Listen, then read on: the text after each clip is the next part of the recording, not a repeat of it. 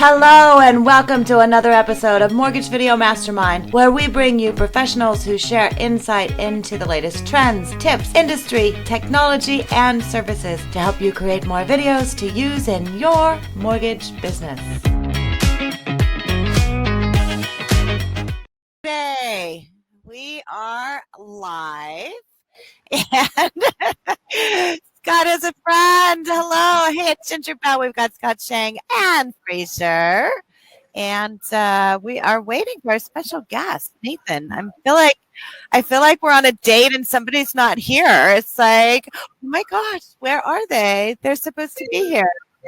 Well, we also picked probably the busiest man on the planet right now. I know, right? He's crazy busy. Planning vetted VA summer camp next week or 2 weeks, and he's got a million things going. Yeah. So anyway, so if you're on here, we did announce we were going to have Nathan on here. Hopefully he's going to hop on. I need to pay attention as far as letting him on. And if not, we'll have him on another time because I know he's busy doing summer camp for that and selling his house and doing all kinds of things. And, you know, that happens, right? And that's one of the things that a lot of people run into when they have plans, and especially in shooting video, where it's like, okay, life gets in the way. So there's Carl White, and Carl's on the other side. Let me add him to the stream. There he is. Hello, Carl. Well, your background looks so much better than mine. Well, you're on the other side at Walt Disney World. I am at Disneyland, although actually I'm at a Sheraton right now, but I opted to go outside for that. So welcome. Happy Friday. And Nate is on his way. He just texted me his invite. He had his time zones mixed up, so he'll be there. Oh, gotcha. So that's what we were talking about. So we're just talking about so Nathan Nottingham. I love saying his name. It's like I almost feel like I have to get into like a little accent. Nathan Nottingham, when I say that, is joining us, and we're not going to steal any of his thunder, but I know Scott's had an opportunity to talk to him. I've known Nathan for a long time. He's from my neck of the woods, and so we're going to bring him on. He's going to talk about really using humor in videos and some of the things that he does, and so we're going to do that. But until he joins us, you know, we just kind of started that conversation because Nathan is so busy. He's building summer camp for vetted VA and selling his house and doing all that. But, you know, how can you continue to work in video and keeping to that commitment of doing video even when you're busy, or even like this when we're traveling? It's like I have my Zoom along, I have my equipment along. I went and found a good place so I'd be able to have that. I actually have some lighting, but having that commitment to do that is really important. So, you know, how can you do that? And, you know, what are some of the things that you can do to make sure that you are continuing to do video, and you can do it whether you're traveling or whether you're busy? Well, you know, I think one thing, I think it's actually good to be in different places doing different things. Like for me, if somebody would say, Carl, what's the one thing that you want to portray on video? And I think it's so important to give I'm a real person just like you. I'm a real person just like you. And I think that's a real critical component to all of this stuff. And frankly, I mean, Ginger, I look at your background, it looks killer, you know, and I go, wow, that's kind of cool. Cause I've often thought, and I do most of my videos from my office too, but I think doing them outside of your office is actually, you know, just being honest, probably a better thing to do. And I think it's okay. Let's say I shot a video yesterday. I had so I am at Disney World this week, and I had my official Jungle Cruise shirt on, right? Had little monkeys, right? Not the best video, not the best shirt to do a video on, right? But, you know, I poked fun at it a little bit. You know, I said, hey, don't make fun of me. Here's why I'm wearing this, and then went on with my message. And you know, the crowd that I sent it to this morning so far has been well received. So I think trying to make sure that everything's perfect and I got the perfect background and I got my hair's perfect or my makeup or whatever, you know, is all perfect. I think it's just, you know, a big message that you give in your book, Ginger, is just freaking do it. Like, just go do it. And it's okay. Yeah. Well, just shoot it and send it. I've talked to several people this week that are like, hey, I shot a video, but I looked at it, I wasn't happy. I'm going to reshoot it. I'll send it to you later. It's like, stop doing that. Shoot it, send it. We'll edit it. But, don't worry about it. Like you say, it doesn't have to be perfect. There's times when you can get perfect or as close to perfect as possible, like process videos. If you're going to have videos that you're going to use over and over and over again, those are the videos. Take the time, go to a studio, get dressed up, do the different outfits, whatever you're going to do, have your branding, have good lighting, have doing that. We're actually shooting some of those videos in San Diego. So I'm excited. So we have someone who does a lot of VA training, and so we're going to be in San Diego. I'm speaking at camp, and I'm like, hey, why don't you come in early? We're going to go down to the air carriers. We're going to go out to Miramar. It's like, this is a great place, but it's planned. So we're going to have a little more planning there. But he doesn't have to do that all the time. He can shoot at home. He can shoot on the road. He can shoot at a restaurant. I mean, those are all things you can do. I honestly think the most important thing is put it on your calendar and make a commitment to do them. It's like this Friday call that we have, right? Sometimes all of us are here. Sometimes some of us are here, but it's a commitment to be able to do that and we hold each other accountable to that. So maybe doing something like that helps. And Nathan is joining. Hey, there everybody. he is. Nathan, welcome. Hi, thank you. Apologies for being late today. Good grief, I feel terrible.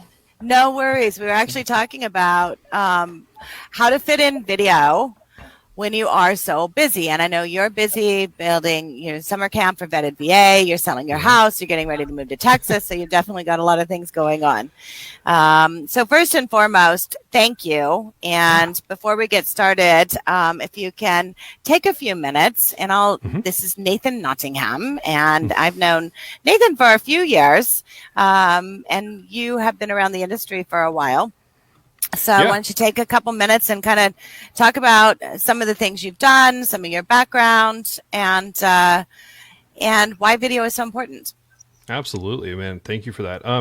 So I'm just really a nobody up here with you. I'm a fifth generation Oregonian, and I have just randomly fallen into all sorts of different opportunities.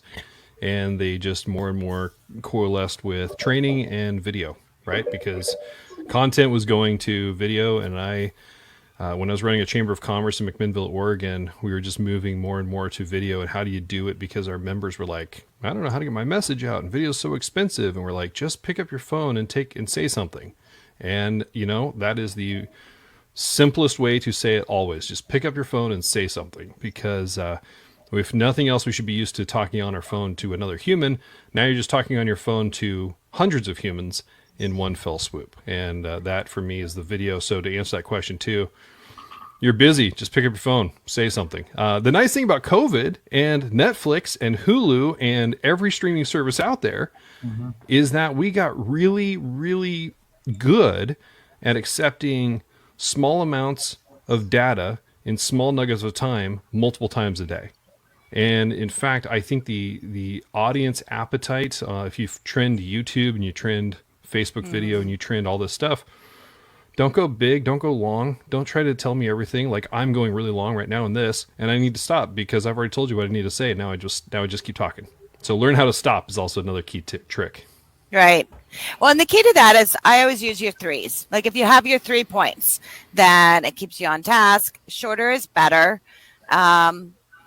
But sometimes longer is good too. And I know you know a lot about longer because you have helped develop some very long videos on compliance. You're doing Vetted VA, so it's a lot on programs.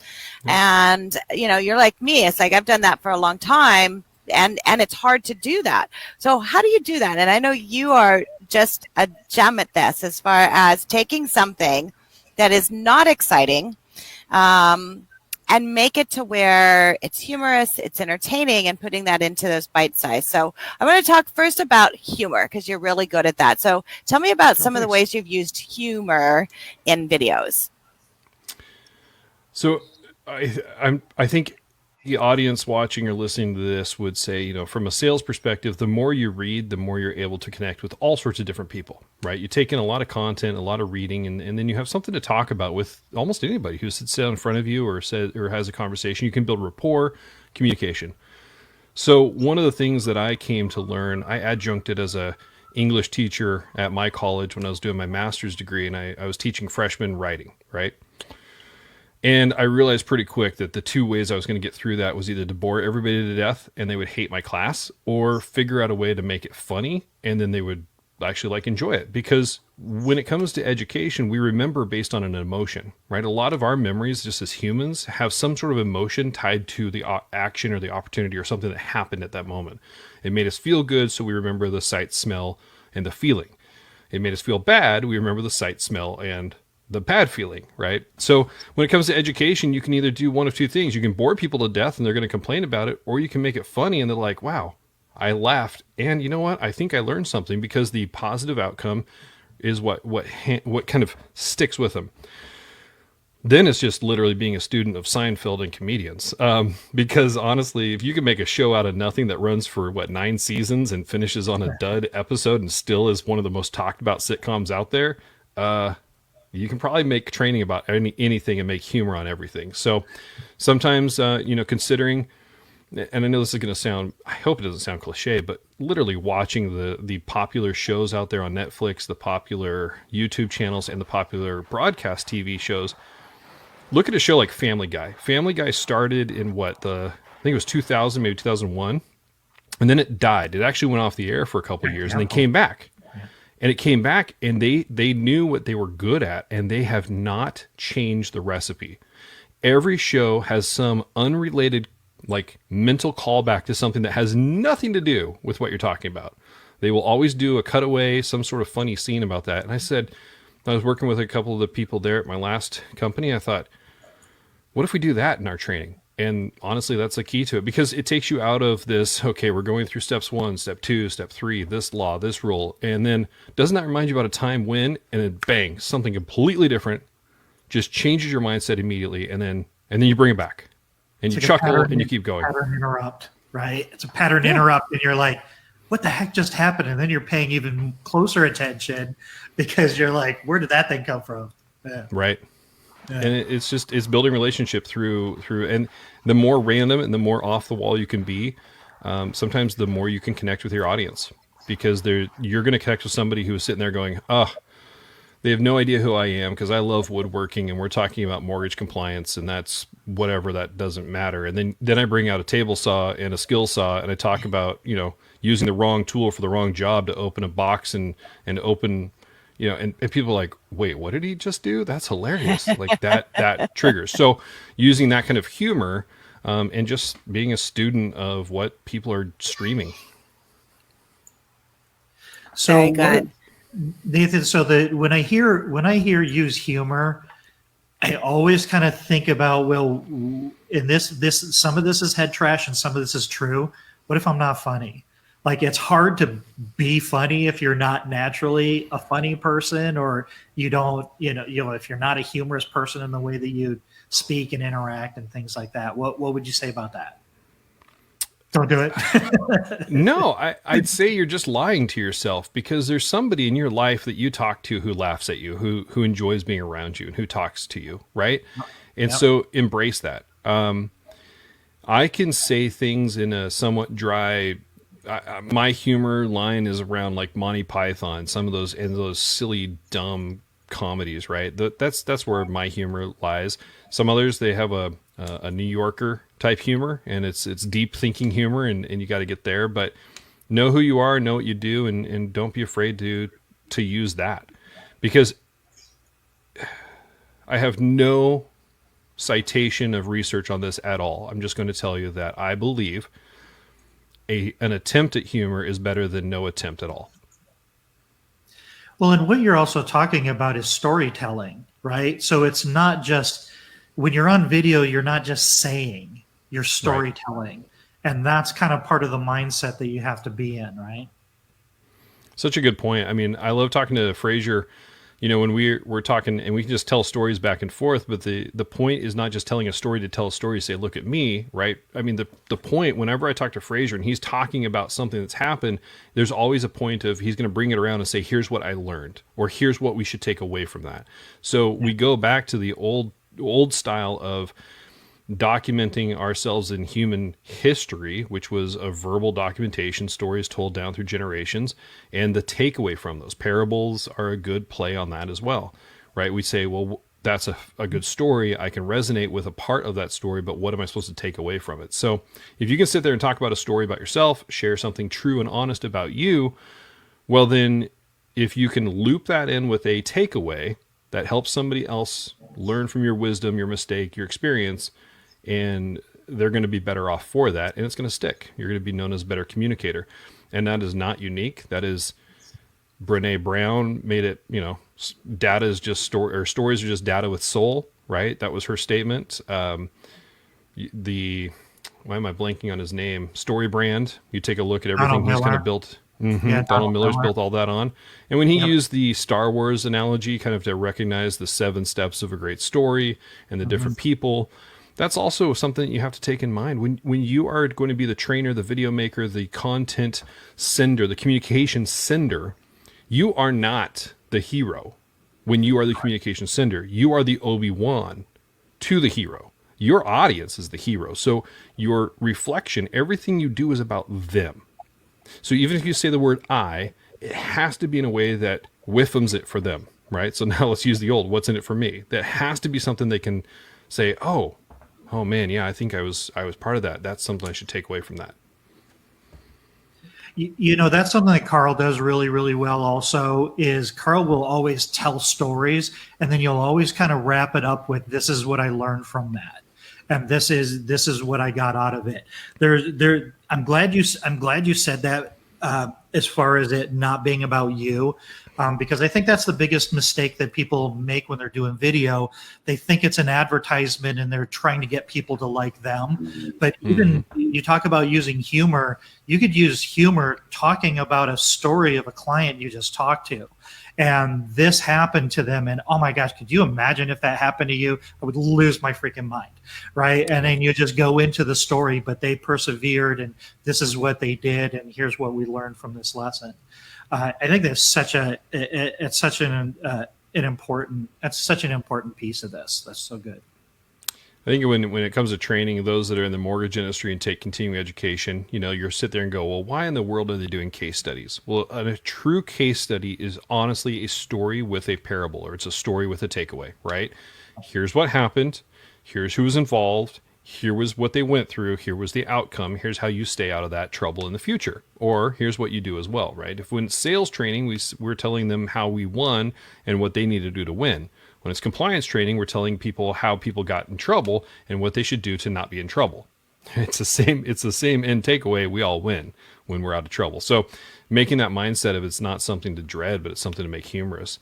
It was something that I learned from Ken Perry, something that we had the opportunity to flex on and just had the freedom to create and do. But it's something that I think Christopher Griffith and I with VetaVA have started really embracing. And Christopher is really good at this too, just saying, hey, here's me. So that's another way to do video in the fly. Back to your original question, Ginger, which was, you're busy. What in the world do you do? Well, you pick up your phone and you go on your selfie and you just take a photo or you take a video and keep it under 2 minutes. Get right to the point. Assume your audience knows exactly what you're talking about because they follow you on social, and just tell them the truth. Like, hey, I just did this. I just had this happen. I really wanted to share this. Or also, hey, I don't know. I just harvested a flower out of my garden and it's really pretty and I wanted to share it with you, right? I'm stealing from Christopher's play on his flowers. And for me, it's woodworking. And so I'm covered in sawdust and I just made this awesome little thing that I want to show you guys. Okay. That's me. And that's the amazing thing where video has become so easy. The fear is, here's the other fear, right? And I think Ginger, you'll acknowledge this and say 100% is that the fear is we don't know what we look like on video, and when we see ourselves, we get scared and upset, and it's not what I envisioned in my head. I don't sound like I think I should sound. This is what people see every day. And there's two ways to take that. Either that scares me, I hate myself, and I want to go away, but I don't think that's the right way. there are people that love you, that care about you, that want to be around you, and they see this every day, and they're like, we want to see more. It's great. Give us more. And one of the worst things I had to do was edit hours and hours of continuing education of my own voice and my own self on video. And I had to listen to my own voice so much, I actually got to kind of like it. And now I'm like, yeah, I don't You sound have an terrible. amazing voice. I'll give you that. You do. You have a really good voice. And you know, the thing, and you make a good point as far as people see themselves, they're not used to seeing themselves in the 3D fashion, talking. They're not used to hearing themselves. But I think that they always say that's the reason, but I think it really goes back to not having that comfort and confidence in hearing what they said and saying, oh, I could have said that better. Oh, I should have done that better. And that's really what stops people from making video, is that fear of it's on video, it's going to be recorded, and then we're going to see it over and over again. And oh my gosh, I can't do that. But if you start recording just regular conversations that you're having with your customers, with your borrowers, you'll find that it's very easy. It's those conversations that should be going into video. And that's exactly the whole thing. When you get into that, to be able to do that. Jason, you were getting ready to say something. Actually, it was me, Carl. So Carl. Nathan said something early on in this conversation that I want to make sure everybody caught. And really, he's kind of been having that same thread going through this conversation, is just be yourself. And I think that's like, I can't be Ginger. I can't be Scott. I might not have the same wit as Nathan. I'm not as handsome as Frazier. Like all these things that go through all of our heads. There was this guy. I don't know if any of you guys have been in the internet marketing long enough to remember this guy. There was this guy. I can't remember. He was in either New York or New Jersey, and he was literally called the Rich Jerk. Anybody remember him? Have you ever seen him before? So this guy, it was the richjerk.com. Maybe still in existence. I haven't heard from him in a long time. And what he was he was this guy, I don't know, he was probably 30 something and just a real jerk, and he would sit in front of his Ferrari and say, hey, this is my Ferrari. You don't have one. You suck. And, my this is better than your that. I mean, just a absolutely obnoxious guy, right? He made a fortune doing that. I don't remember exactly what he was selling, because I'm a student of human behavior, and I was looking at this guy going, what does this guy have going on that attracts so many people? And then it came to me, what we call the 25% rule. That 25% of the people love you no matter what you do. 25% of the people don't like you no matter what you do. And the other 50% is on the fence either way.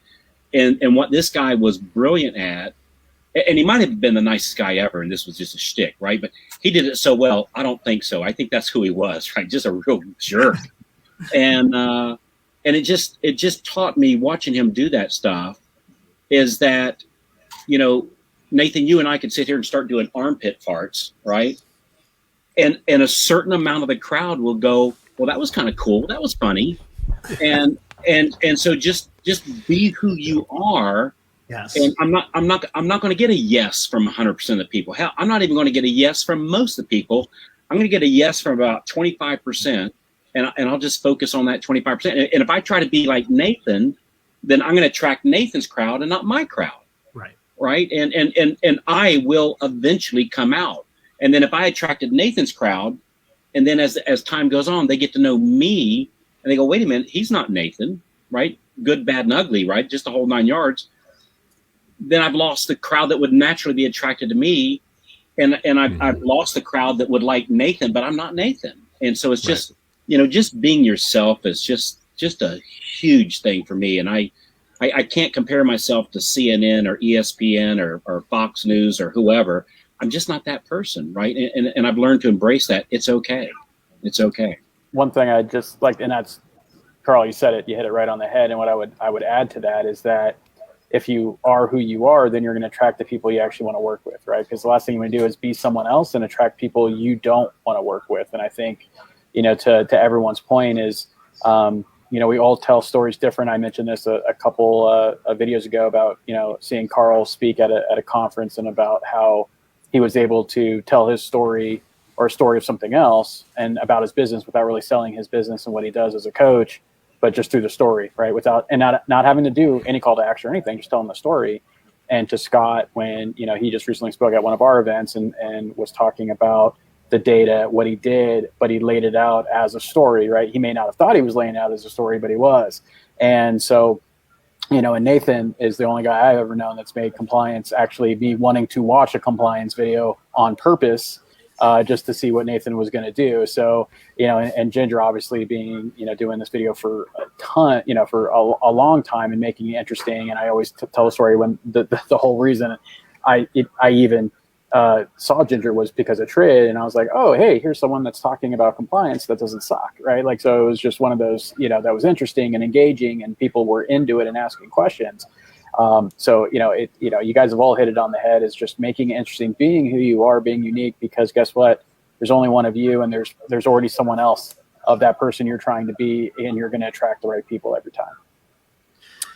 What kind of hit me early on, and Carl is just spot on, right? Gary Vee has made his millions based on that too. He just is who he is, and honestly, I don't like listening to him. I think he says some really good things. I'll read some of his stuff, but I cannot listen to him very much, and that's just a personal thing. It turns me off. I don't want to. But that's okay, because there are lots out there, and a lot of us are saying the same thing, just using different dialects and different language to do so.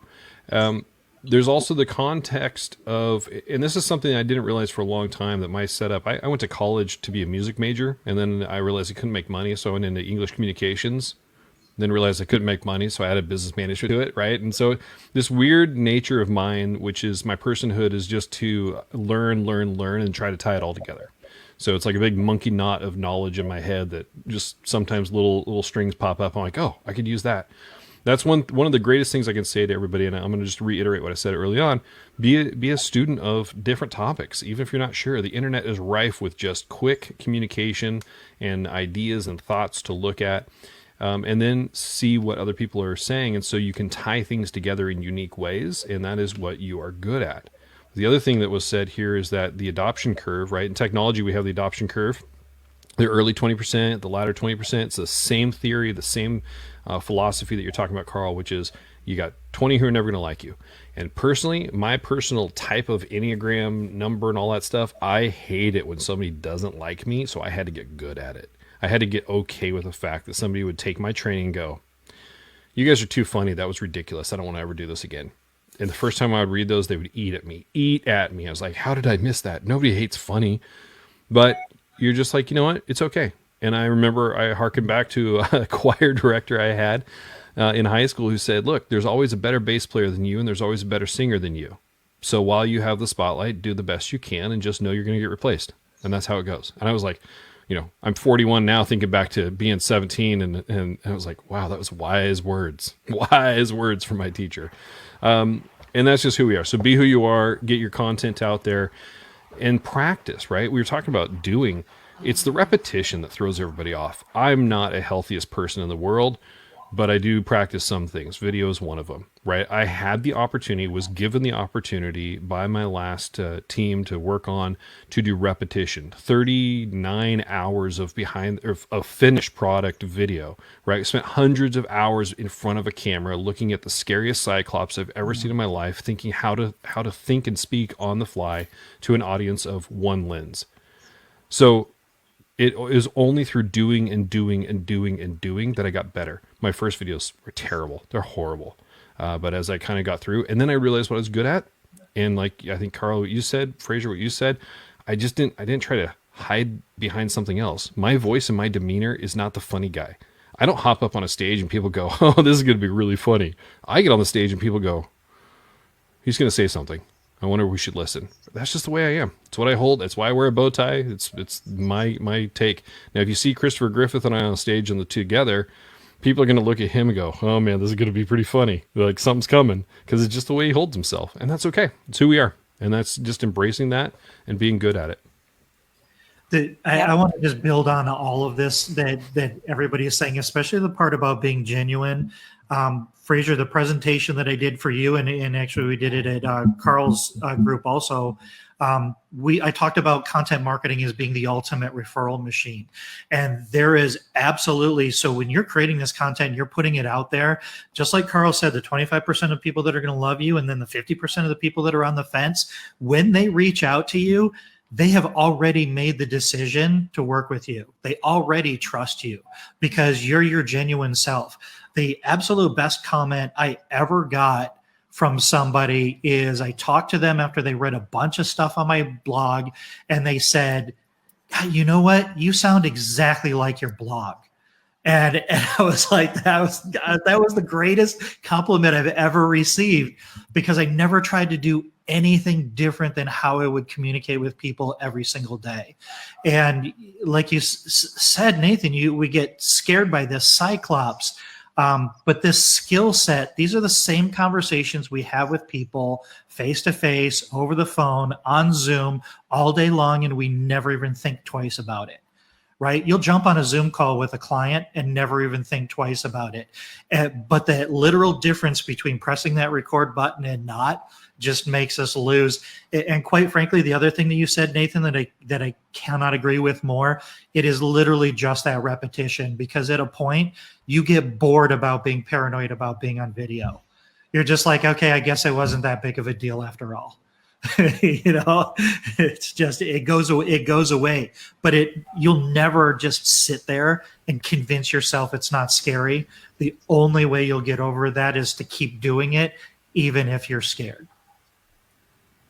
Do you remember the just press play?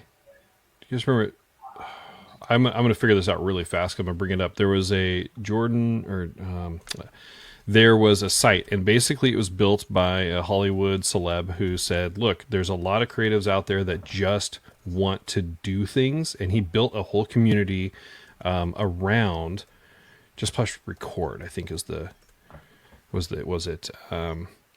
But I'm going to find it, because all it was built on was, hey, I have this idea. And some people are really good writers, and some are really good singers and performers, right? And they just said, I have this idea, and they'd put it in the community.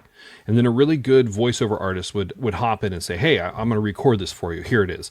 And they would communally build things together. What it gave was not the end result of this award-winning performance.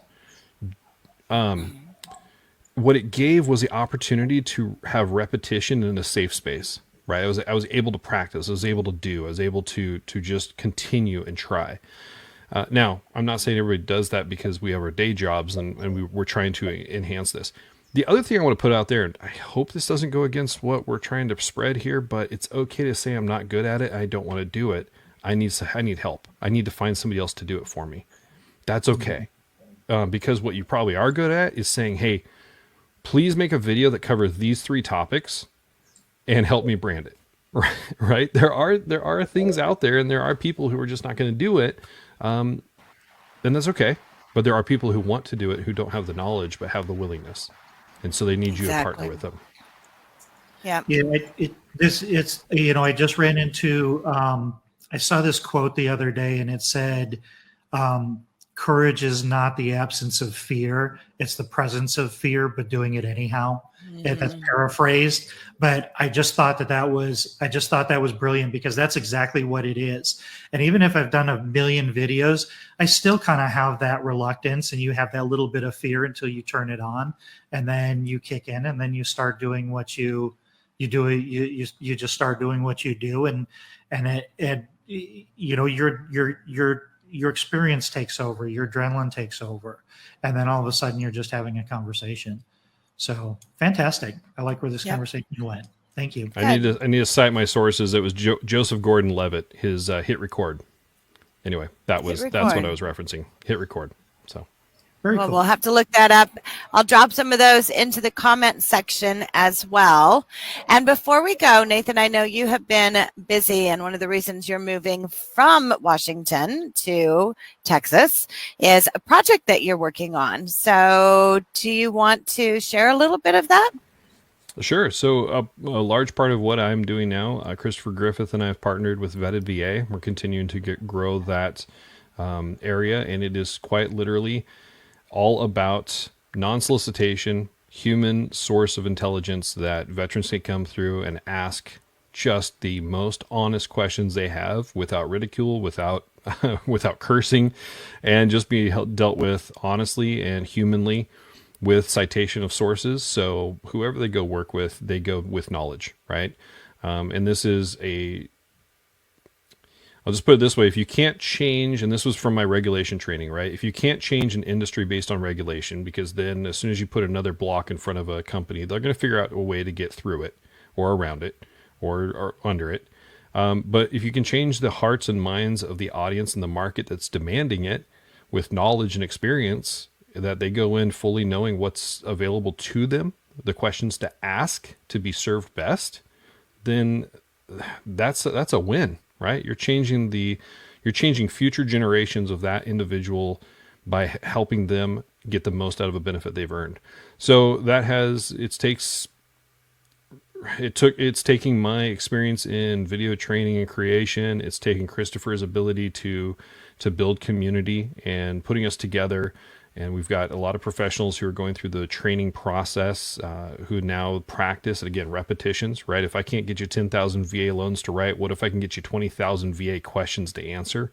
And you're going to get really good really fast. So our group just capped over 40,000 veterans in there. It is growing by word of mouth only. And we have great partners that have come along to help build and reimagine what they're doing, like EPM, Jason and Eddie, and Carrie over at EPM have been amazing just to help us and say, okay, how can we re-envision the whole process from soup to nuts, if you will, of a VA loan. So that's a big project we're doing. There's other stuff coming that we're working on, and I'm just excited to, I learned COVID was a great place to work at home. I loved it. I actually really enjoy it. But there is a thing about being close to somebody, especially when it comes to creating a lot of content, and that's the next thing on my docket. Awesome. Great. Well, we thank you and appreciate you for all you do as well. And I know we're going to be seeing you again. So we've got some other things which we didn't have a chance to talk about, Scott, which was the whole green screen and PowerPoint. And I can tell you, Nathan, Scott called me after, I think he met with you or had a call with you. And he's like, oh my gosh, this guy's amazing. He can do this, this, and this. And it's like, he's got it. So because I'm lazy. So we that's why I figure out ways to be lazy. That's all. No, that's called smart. That's called smart. That is very good. So thank you for joining. Just kind of a recap as far as things that you talked about is, first of all, just do it. Just get out there and do it and practice. I always say practice makes permanent. So, it's not that it's necessarily perfect, but it does make permanent. So if you do it and you do it enough, then you will get better at it. So making sure that you're practicing, and then be yourself. If it's using humor, if it's, being able to tell those stories, but being authentic is so important because you will find your audience. And I know Kyle Seagraves talked about that. And that's why he got all the following that he did for his YouTube channel, is he was very authentic to his audience and he found that audience very easily. So I think that's so important. So thank you so much for joining us for this episode of our Mortgage Video Mastermind. Pass on the word. Our group is growing. I'm seeing a lot of you posting what you're doing for videos on there, and that's what we want to see. We want to see what people are doing, talk about ideas, and so we appreciate that. And you guys all have a great weekend.